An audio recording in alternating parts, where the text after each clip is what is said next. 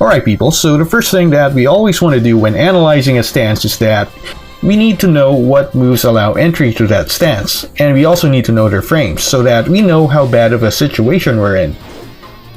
In this case, Katarina has several moves which let her enter her harrier stance. So coming up next, I'm going to show you guys what moves they are, and I also want you guys to take note of the frames.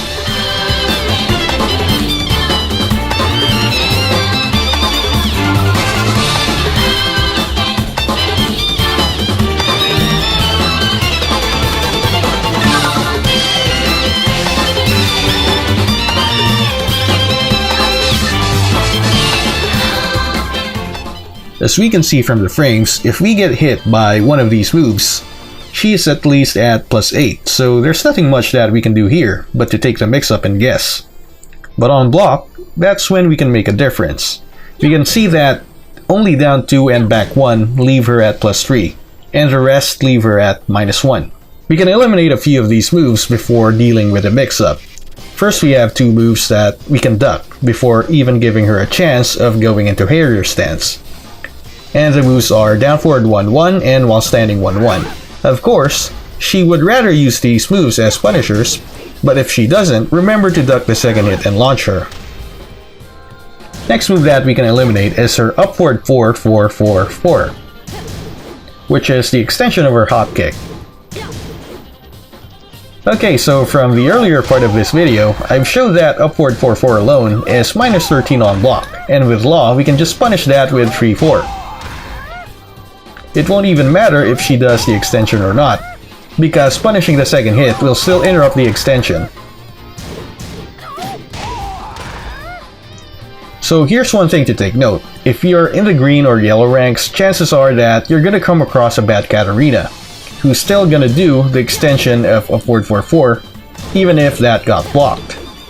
If she still does upward 4-4-4-4, you can then go for bigger damage if your character has a fast countered launcher. For example, Law can do his Magic 4 or his 11 frame Punisher for free into DSS and still get the combo.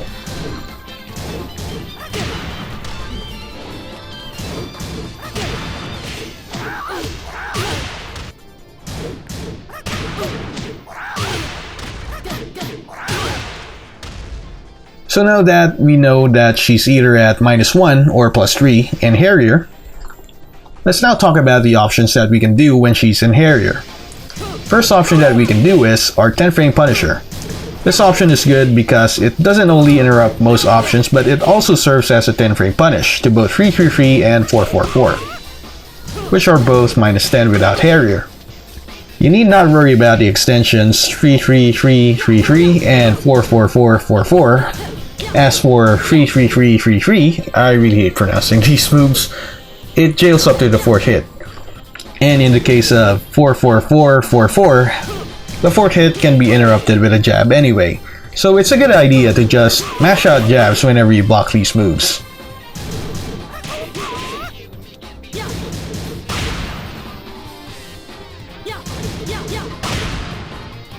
Okay, let's now go back into their harrier transition. Jabbing only loses to harrier 1, but will beat everything else. Getting hit by harrier 1 is not really a big deal because it doesn't do shit both on hit and counter hit. The most damage that Katarina can get from this is only 14 points, and that's on counter hit. Unless her back is to the wall, then she can get a full combo.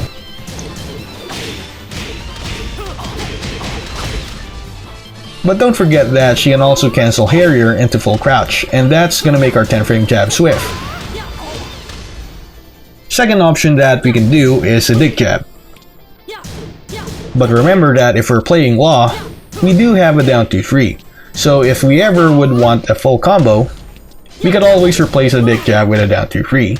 But do note that down 2-3 will not land as a counter hit if Katarina does harrier 1 from either down 2 or back 1. That is because she is at +3, but a dick jab will still go under that, regardless. Now both dick jab and down 2-3 will lose to her low crushing options, harrier 3 and harrier upward 3. And one thing to note about this is that her harrier upward 3 will score a counter at launch if Law does down 2-3, so be careful with that. And again, she can also cancel Harrier into full crouch. And if Law tries a down 2-3, it's not gonna land as a counter hit, she's gonna block it and Law gets launched.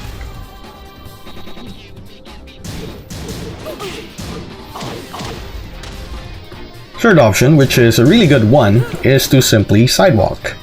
Sidewalking right beats everything except Harrier down forward 2-3, which is a new move in Season 3.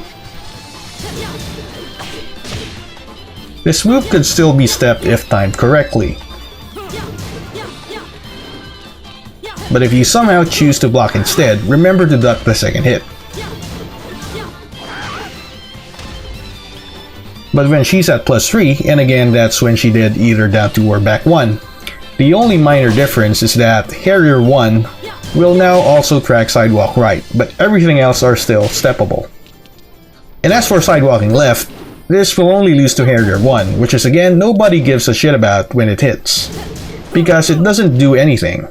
Man, if Namco were to buff this move, I would say make it do something. Make it homing or do something better on counter hit, like for example a tailspin, something like that. Overall, sidewalking is very good versus Harrier stance. But remember that if she delays the move, they will tend to realign. But that makes her more prone to getting interrupted, so keep that in mind. And lastly, the fourth option. We can do a hop kick. Much better if your character has a 15-frame hop kick. This option is what you do when you do read her cancelling her Harrier stance into a full crouch. Hop kick will only lose if she tries Harrier 1, because obviously that will come out a lot faster and she's gonna score a float combo. But when she's at +3, again that's when she does either a down 2 or a back 1. The only minor difference is that the hop kick also loses to Harrier 4 and Harrier down forward 2-3, in which she gets a tailspin combo. Alright guys, so that's it for my breakdown on Katarina's Harrier stance. As we have already seen, it's not really a good stance aside from using it in combos. But when it's used for pressuring, it's very prone to getting sidewalked, and I really think that this stance deserves to get buffed in a way, just to address the vulnerabilities. So if you like this video, give it a thumbs up or let me know through the comments. And if you want to support the channel, I do have a Patreon page, even though I have nothing much to offer you guys yet. But I promise to change that very soon. Alright guys, hope that you all enjoyed the video, and also, don't forget to have a great time.